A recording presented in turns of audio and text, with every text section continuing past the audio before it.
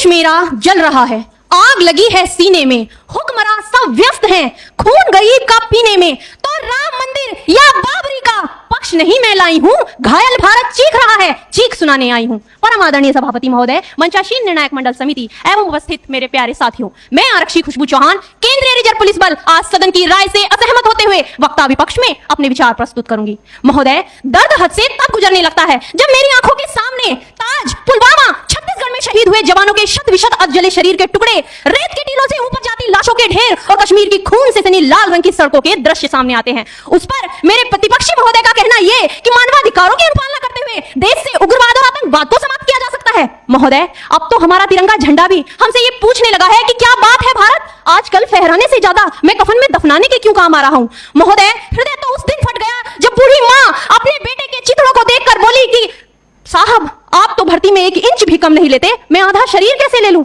महोदय, आज इन मानवाधिकारों के कारण इन आतंकियों के बगलों की आंखों की नाकफनी हंसती है और शहीद हुए हमारे जवानों के आंगन की तुलसी रोती है। जब एक शहीद हुए जवान की विधवा की वेदना चीख चीख कर ये कहती है कि प्यार भी भरपूर गया, मां का सिंदूर गया, नन्हे नौनिहालों की लंगोटियां चली गई, छोटी छोटी बेटियों की चोटियां चली गई और आपके लिए तो एक आदमी मरा है साहब, मेरे घर की तो रोटियां ही चली गई। महोदय, किसी भी युद्ध को जीतने के लिए पहल करना सबसे ज्यादा आवश्यक है, क्योंकि इतिहास गवाह है कि पहल करके बड़े बड़े युद्धों के परिणाम बदल दिए गए हैं। परंतु आज मानवाधिकारों के कारण हमारे देश के जवान इस कदर बंधे हुए हैं कि अपनी ड्यूटी पर खड़े होकर भी वो आज पहल करने से डरते हैं, क्योंकि महोदय, भविष्य में उन्हें कटघरे में खड़े होने का डर सता रहा होता है। वो ये जानते हैं कि चाहे एक उग्रवादी की राइफल से निकलने वाली गोली को ये तय करना पड़े या ना पड़े कि वो किसे लगेगी, लेकिन हमारी राइफल से निकलने वाली हर गोली को ये निर्णय लेना पड़ता है कि चाहे वो किसी निर्दोष को लगे, दोषी को लगे या ना लगे, परंतु किसी निर्दोष को नहीं लगनी चाहिए। यदि ऐसा हुआ तो ना तो ये समाज हमें छोड़ेगा, ना ही दिल का तार बनाने वाली ये मीडिया हमें छोड़ेगी।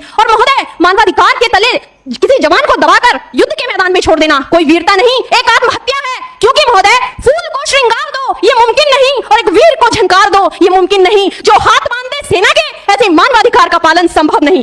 महोदय, आज सत्यनिष्ठा के मार्ग पर चलते हुए भी हमारे देश का जवान इन आतंकवादियों, इन पत्थरबाजों से डरता है, क्योंकि वो जानता है कि उसकी राइफल से निकलने वाली गोली अगर टारगेट को हिट नहीं भी करेगी तो भी 400 मीटर तक जाएगी, और यदि इस बीच वो किसी निर्दोष को लग गई तो महोदय, हमें अपनी नौकरी से हाथ तक धोना पड़ सकता है।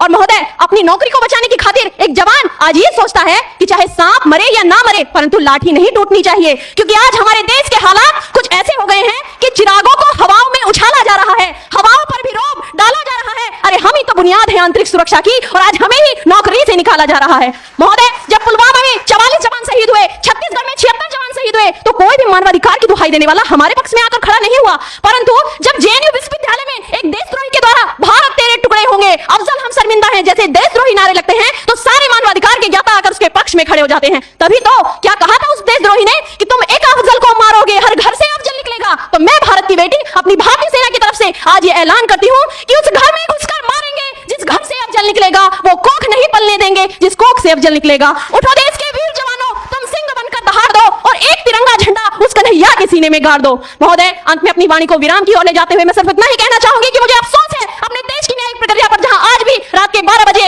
अजमल कसाब जैसे आतंकी के लिए सर्वोच्च न्यायालय के दरवाजे खोल दिए जाते हैं। ऐसे देश से मानवाधिकारों की अनुपालना करते हुए आतंकवाद और उग्रवाद से कभी नहीं निपटा जा सकता। मानवाधिकार के नाम की दुहाइयां देने वालों, सीमा पर लड़ा नहीं जाता चरखों से शालों के आगे, रामायण पढ़ी नहीं जाती सीमा पर गोलों के आगे। धरती के घोर कुहासे को एक सूरज ही हर सकता है, क्योंकि एटम बम से रक्षा केवल एटम बम ही कर सकता है।